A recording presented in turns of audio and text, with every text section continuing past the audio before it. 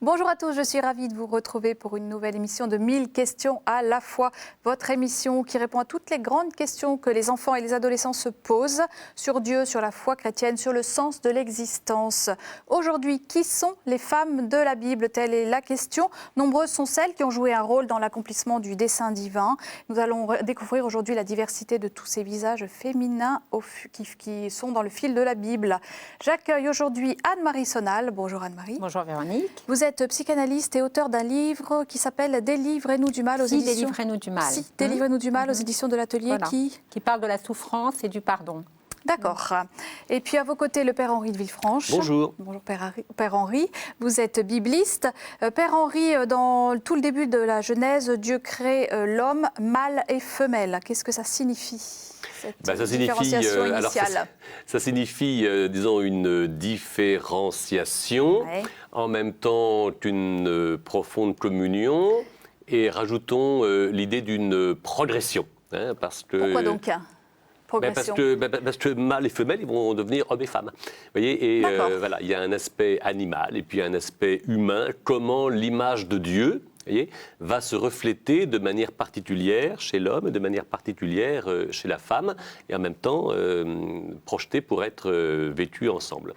Très, très beau programme. Et en Genèse 2, que la femme soit tirée du côté de l'homme, qu'est-ce que ça signifie, ça? Même idée, à la fois différenciation et communion profonde. Il faut toujours tenir l'une et l'autre. Il y a un symbole, la côte. Le côté. Le côté. Oui, je crois qu'il faut dire le côté, tsela en hébreu, c'est le côté.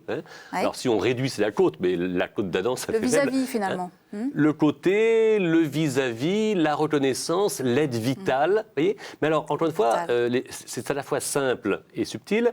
L'homme et la femme sont différents et sont faits pour être ensemble. Voilà, il faut tenir compte des deux éléments. Moi, ce que je voudrais dire, c'est qu'à l'image de la Trinité, finalement, Dieu est relation, en fait, puisqu'il est trine, finalement, le Père, le Fils et l'Esprit Saint. Et l'homme, sa nature essentielle, à l'image de Dieu, c'est d'être relation. Donc, entre l'homme et la femme. L'homme et la femme sont en relation. Enfin, j'espère ne pas me tromper, mais ça me paraît essentiel dans la dimension humaine. D'un côté 3 et l'autre 2. Voilà. Bon. Voici le premier reportage. Philippe Mouret a interviewé des jeunes filles, des jeunes femmes de 17 ans sur ce beau sujet. Qui sont les femmes de la Bible? Regardez. Qui sont les femmes de la Bible? Les femmes de la Bible sont surtout Marie, donc qui est la mère de Jésus. C'est à mon avis une des plus importantes. En effet, c'est elle qui a porté Jésus. Une autre femme importante dans la Bible est Élisabeth, la mère de Jean-Baptiste.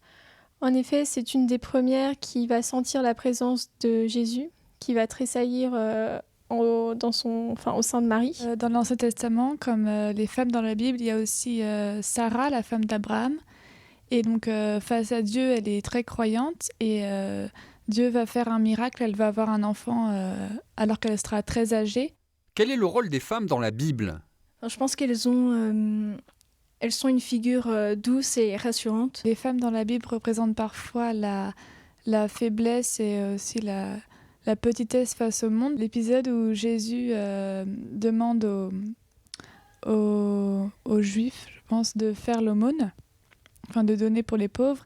Et une vieille dame donne tout ce qu'elle a, en fait, ce qui correspond à très peu, parce qu'elle est pauvre. Comment les femmes dans la Bible affrontent-elles le mal et annoncent-elles le salut? Pour les femmes qui affrontent le mal, je pense à Marie. On voit souvent des représentations de Marie qui se tient sur le serpent, donc sur le mal, parce qu'elle le domine. Ça me fait penser à Sainte Véronique qui vient essuyer le visage de Jésus lors de sa passion. Alors que Jésus est sous les cris, reçoit des insultes. Et elle arrive et se distingue en venant l'aider, en venant lui essuyer le visage. Comme femmes qui ont permis le bien dans la Bible, on peut notamment penser aux femmes qui sont allées au tombeau de Jésus après sa mort et qui, les premières, ont vu un signe de la résurrection.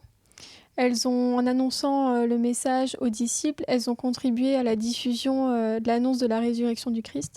Qu'est-ce que ça signifie que le Fils de Dieu soit né d'une femme? En effet, on a du mal à imaginer comment Jésus aurait pu naître d'un homme, ce qui inscrit bien le rôle essentiel que les femmes ont et que peut-être le christianisme n'aurait pas été ce qu'il est aujourd'hui sans les femmes. Pourquoi dit-on que Marie est bénie entre toutes les femmes? Marie se distingue des autres femmes parce qu'elle est conçue sans péché, donc elle a échappé au péché originel en quelque sorte. Marie est bénie entre toutes les femmes puisque elle est la seule à avoir eu le privilège de porter Jésus en son sein. Et pour cela, elle se distingue de toutes les autres femmes et elle est représentée également comme la mère des hommes, non pas seulement de Jésus mais aussi de toute l'humanité. Quelles sont vos grandes questions sur les femmes dans la Bible ? Quel est vraiment le rôle d'Ève dans la Bible ? En dehors de la femme pécheresse, que nous a-t-elle apporté ? Pourquoi Jésus ne condamne pas la femme adultère et la Samaritaine qui a eu beaucoup de maris ? Pourquoi Jésus prend comme pécheur souvent un homme et jamais une femme. Comment peut-on expliquer la confiance qu'ont les femmes envers Jésus ou envers Dieu, comme par exemple Sarah, par rapport aux hommes qui, eux, sont plus méfiants ou vont plus chercher à mettre Jésus à l'épreuve ? Merci à ces jeunes filles pour la vivacité de leur réflexion. Anne-Marie, réaction à ce reportage ? Oui, je trouve qu'en effet, elles ont bien saisi un petit peu l'enjeu de la place de la femme dans la Bible, mais aussi dans la vie de Jésus. Qu'est-ce que vous notez justement ? Qu'est-ce qui vous touche dans cette manière d'envisager le rôle singulier ? Alors justement, ça me faisait penser aux capacités propres d'une femme. Il me semble justement les femmes qui ont accompagné Jésus, qui ont été ses amies, comme Marthe et Marie, évidemment sa mère. Bon, mais il me semble qu'elles ont donné à Jésus comme de la sollicitude. Je les imagine bien l'écouter, un peu comme Marie-Madeleine qui était vraiment dans la position du disciple, c'est-à-dire au pied de Jésus, à l'écoute, et pleine de compassion. Figure douce, rassurante. Douce, rassurante, pleine de sollicitude, se sentir concernée par l'état de l'autre. Sainte Véronique, qui compatit, qui est discrète dans un contexte de violence, de haine. Oui, et puis Marie aussi, quand même, sa mère, donc la première personne qu'il a rencontrée en fait en venant au monde. Et effectivement, c'est elle qui lui a permis, lors du premier signe à Cana, qui lui a donné en effet une sorte d'autorisation de commencer à accomplir des miracles, des signes, à entrer dans le dessein de son père pour lui. Elle lui a signifié que c'était son heure, malgré tout, en quelque sorte. En dehors de la Bible, quel est le talent propre de la femme ? Il me semble que c'est plus de sollicitude, de capacité à se sentir touchée, une ouverture à l'autre. Alors évidemment, bien sûr que certains hommes sont plus maternels, ont un peu de dimension féminine. C'est partagé. Mais tout de même, je crois que c'est l'accueil, l'ouverture et une fidélité, en fait. On voit que Marie, évidemment, sa mère était au pied de la croix, mais on voit Marie de Magdala qui était au pied de la croix. Elles ont accompagné, moi je vois bien, c'est ce petit groupe de femmes qui accompagnent Jésus dans son chemin de vie. Père Henri, dans la Bible, parlons des talents propres de la figure féminine, peut-être aussi dans l'Ancien Testament. Oui, mais je pensais à l'Évangile d'abord sur des rencontres qui sont exceptionnelles et qui occasionnent en Jésus une grande émotion, notamment la Samaritaine. Lorsque la Samaritaine aboutit à un chemin de foi, Jésus n'a même plus faim. Mange, disent les disciples. Non, vous voyez, et c'est pas simplement ma nourriture et de faire la volonté de mon Père, mais je crois qu'il a été profondément marqué. Moi, je ferais bien cette relation évidemment entre Marie et Cana, la Samaritaine, où c'est la seule devant qui explicitement il dit qui il est. Ensuite, il y aura Marthe. Donc, la confiance, finalement. Oui, mais la capacité d'accueil, et du coup, qui va marquer Jésus lui-même. Et je pense à une autre femme exceptionnelle, la syrophénicienne. Et si mes connaissances sont bonnes, ce n'est pas un compliment. Syrophénicienne, ce n'est pas simplement un statut. Une étrangère, mais de mauvaise vie. Et qui est suscitée par Dieu devant Jésus pour lui signifier qu'il faut qu'il passe à la vitesse supérieure. C'est-à-dire, rappelez-nous le contexte, le récit. C'est une étrangère, donc syrophénicienne, Jésus est en Galilée, et voilà qu'une femme étrangère et de mauvaise vie lui demande un miracle pour sa fille. Et Jésus dit, mais moi je suis venu pour les brebis perdues de la maison d'Israël, et il n'est pas bon de manger, que les petits chiens mangent le pain des enfants. Et la femme insiste pour dire, mais les petits chiens, donc les étrangers, mangent sous la table les miettes. Et Jésus comprend que cette femme est envoyée par Dieu. Et c'est pour dire, non seulement tu vas chez les Juifs, mais regarde comment les autres, maintenant, sont capables d'entendre la parole. Et Jésus est en admiration devant la foi de cette femme qui lui est manifestée. Donc, la femme est vraiment dans ce dessein de Dieu. Dans la Genèse, la femme est construite. Elle est bâtie. Elle est bâtie. C'est pas le même mot que pour l'homme. L'homme, il est façonné comme un vase. Oui. Hein. La femme, elle est construite. Oui. Alors, en général, en français, on dit Dieu-fille, en gros. Mais en hébreu, les deux verbes sont différents. Et cette construction évoque certainement celle du temple où Dieu habite. Hein. Et, je sais pas, peut-être que les figures des saintes pourraient faire observer que Dieu va souvent plus loin dans le cœur d'une femme que dans le cœur d'un homme. Hein. Voilà, c'est possible. Il y a une question intéressante là d'une jeune fille qui dit comment peut-on expliquer la confiance qu'ont les femmes envers Jésus et envers Dieu par rapport aux hommes qui sont plus méfiants et vont chercher à mettre Jésus à l'épreuve. Une psychologie qui n'est pas tout à fait la même, Anne-Marie, entre les hommes et les femmes. Oui, en fait... C'est caricatural ou c'est... Justement, en repensant un petit peu à mes patients, je trouve que les femmes se confient plus volontiers. Oui. Est-ce que c'est une question d'orgueil peut-être pas seulement. En fait, les femmes ont une capacité à faire plus confiance.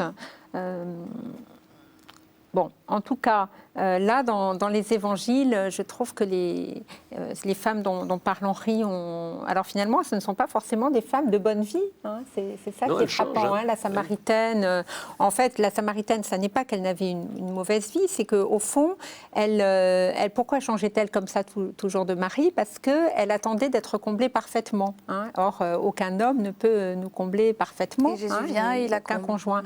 Et Jésus vient, la comble et lui montre que la source, il faut qu'elle la trouve ailleurs, quoi, en fait. Et elle est malade de mal aimer, cette Samaritaine. Cherche l'essentiel. Voilà. Et Jésus, là, ce qui est très touchant, c'est qu'il va être en demande vis-à-vis d'elle. Hein. Il va renverser un peu les rôles.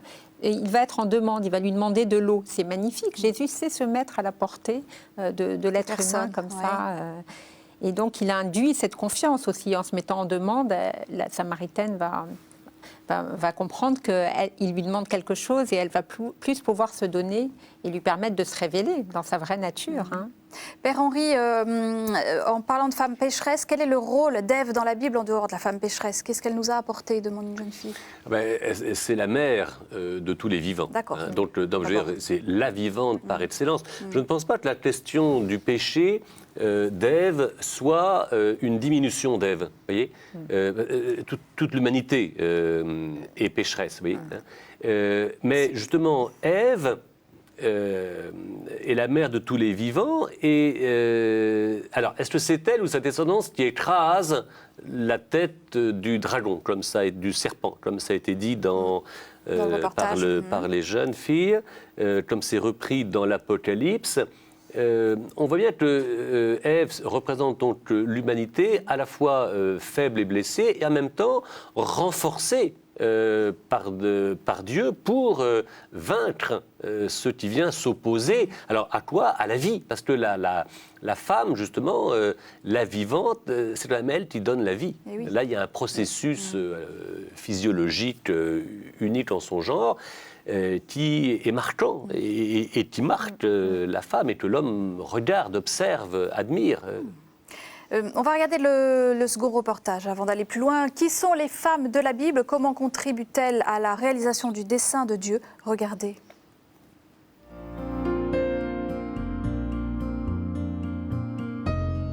Dans l'histoire de l'Alliance, de nombreuses femmes jouent un rôle important pour ouvrir un espace au dessein de Dieu parmi les hommes. Dans l'Ancien Testament, Yaël, Esther et Judith par exemple.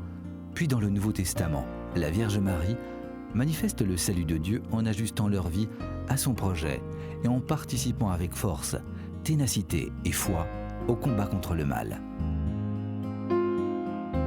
Le livre des Juges raconte que les fils d'Israël sont durement opprimés par Sisera, le chef de l'armée de Yavin, roi de Canaan. En ce temps-là, Déborah, juge d'Israël, fait appeler Barak et lui demande de rassembler 10 000 hommes pour combattre Sisera, ses chars et ses troupes. Elle lui précise « Je marcherai avec toi. Toutefois, sur le chemin où tu marches, la gloire ne sera pas pour toi, car c'est à une femme que le Seigneur vendra Sisera. » Le jour venu, le Seigneur met en déroute Sisera, ses chars et son armée, au tranchant de l'épée, tandis que Sisera s'enfuit à pied vers la tente de Yaël. Celle-ci va à sa rencontre, prend un piquet de la tente et lui enfonce dans le front. Ce jour-là, Déborah et Barak chantent un cantique au Seigneur pour célébrer la victoire de sa force en Israël par les mains de Yaël, en clamant « Bénie soit-elle entre toutes les femmes ». Le livre de Judith raconte que le salut du peuple de Dieu vient également d'une femme. Judith est de celles qui, déterminée et sûre de Dieu, risque sa vie pour sauver les Israélites des mains d'Holoferne, le général en chef du roi de Babylone, Nabuchodonosor. Avant de partir au combat, Judith crie vers le Seigneur « Ta force n'est pas dans le nombre, ni ta puissance dans l'effort, mais tu es le Dieu des humbles. Fais connaître à toute nation que tu es le Dieu de toute puissance et de toute force, et que nul autre que toi ne veille sur la race d'Israël. » Puis Judith se lance dans l'action à l'image de David devant Goliath. À force de ruse, elle affronte Holoferne, monstre de cruauté et symbole du mal, et elle lui tranche la tête. À la fin du récit, Osias, le chef du peuple, déclare « Tu es béni entre toutes les femmes de la terre, et béni soit le Seigneur qui a créé le ciel et la terre, lui qui t'a conduite pour blesser à la tête le chef de nos ennemis. » Et tout le peuple dit « Amen, Amen ». Dans le Nouveau Testament, Marie, la nouvelle Ève, mère de Dieu et mère des hommes. En son corps, elle porte le Messie, le Fils de Dieu. Et lors de la visitation, Élisabeth lui dit « Tu es bénie entre toutes les femmes, béni aussi le fruit de ton sein. » Par Marie tout entière, habitée par l'amour et à sa suite, ceux qui partagent sa foi, Dieu vient parmi les hommes pour vaincre le mal et la mort par sa résurrection. Un reportage mis en image avec de très belles images par Laure Gaulier, reportage que vous pouvez voir, revoir, télécharger sur le site internet de KTO, www.ktotv.com. Père Henri, les femmes de l'Ancien Testament ont une drôle manière d'affronter le mal. Une manière vigoureuse. C'est le moins qu'on puisse dire, elle est guerrière même. Hein. Oui. Alors, je crois que l'idée de tous ces récits, c'est d'évoquer la surprise. C'est-à-dire que le salut que Dieu donne ne passe pas par l'attente habituelle des hommes. Et comme sociologiquement, la femme a moins d'importance, Dieu dit, moi, c'est par une femme que je vais passer. Et oui, c'est très subtil parce que, alors bien sûr, ces femmes ne sont pas forcément exemplaires en tant qu'elles tranchent la tête de l'ennemi. Voilà, qu'elles deviennent violentes, si vous voulez. Mais c'est pour montrer justement qu'il s'agit d'arrêter la violence des hommes, d'arrêter aussi la violence des femmes et de surprendre par un projet de Dieu qui n'est pas à la mesure de celui qu'on attendait. Alors ça va mener d'une part à la Vierge Marie, qui reçoit la même bénédiction, c'est très intéressant. Parlez un peu de cette bénédiction. Oui. Tu es bénie entre toutes les femmes. Donc, vous voyez, c'est donc ces grandes femmes, Yaël, Judith, Esther. Et ce qui montre bien que quand Marie, dès le début, après Nazareth, après l'Annonciation, reçoit cette bénédiction d'Élisabeth, elle est mise au rang de ceux qui vont promouvoir le salut de Dieu. Et c'est une militante. C'est une femme militante. Et dans l'Apocalypse, on aura la nouvelle Ève, Marie, qui vient justement, elle aussi, dans beaucoup de tableaux reprennent ça, c'est Marie qui écrase la tête du serpent pour montrer que par son adhésion, par sa réception de la parole de Dieu, y compris dans son sein, le Verbe, etc., elle participe au salut et nous engage dans une vie nouvelle. Mais c'est totalement surprenant parce qu'à la fin de l'histoire, ce qui va être la surprise du chef, c'est la victoire par la croix. Vous voyez où 4 femmes, comme l'a dit Anne, les 4 femmes sont là au pied de la croix. Il y a un disciple bien-aimé dont on ne sait pas le nom, il y a les 2 Marie, il y a Salomé, Marie-Madeleine. Elles, on les connaît. Et les hommes, comment ils affrontent le mal ? si on veut faire un parallèle. De manière balourde, avec leurs... voilà. Non, ils sont lourds, et ça n'aboutit pas. C'est pour ça qu'il faut un changement. Et Dieu introduit un changement de rythme radical. Et comment on peut penser cette différente manière de la femme et de l'homme d'affronter le mal, hein, comment on peut la comprendre? Oui, en fait... moi, je ne vois pas une différence si radicale, mais après, c'est dans la manière dont la Bible et les rédacteurs ont perçu aussi. Ça fait écho à la perception de, par exemple, pour Ève, la femme tentatrice, etc. Alors que, pour moi, il n'y a pas un tel clivage non plus entre hommes et femmes. Mais là, c'est dans un but bien précis. Par rapport à Jésus et donc le rapport avec les femmes de l'Évangile, comment il les considère, ces femmes? Quelle place leur donne-t-il? Bien, moi, je trouve qu'il leur donne une place très importante parce que finalement, toujours, par exemple, avec la femme adultère, il va être plein de compassion, de tolérance, même si à la fin, il l'invite à ne pas retomber dans le mal où elle est tombée et où elle a failli perdre sa vie et son être. Mais en fait, il est plein de miséricorde et plein d'amour, je dirais. En fait, je trouve que les relations entre ces femmes un peu blessées de l'Évangile sont vraiment très belles. Il a des relations d'une certaine profondeur, je trouve.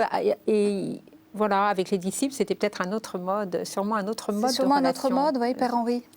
Avec les apôtres. Oui, les disciples sont traités rudement. Mais attendez, les disciples, ils vivent ensemble pendant 3 ans, matin, midi et soir. Hein. Je veux dire, c'est une autre... Alors, cela dit, on nous dit que les femmes les accompagnent aussi. Alors, en même temps, ce n'est pas le même régime. Vous voyez, le mot de disciple ne leur est pas accordé comme les 12. Et pourtant, elles sont là. Et le fait d'être présentes au calvaire, par exemple, c'est le fruit de leur présence antécédente. Voyez, discrète. Et du coup, leur présence au calvaire, donc mieux que les hommes, leur permettra d'être les premières témoins du ressuscité.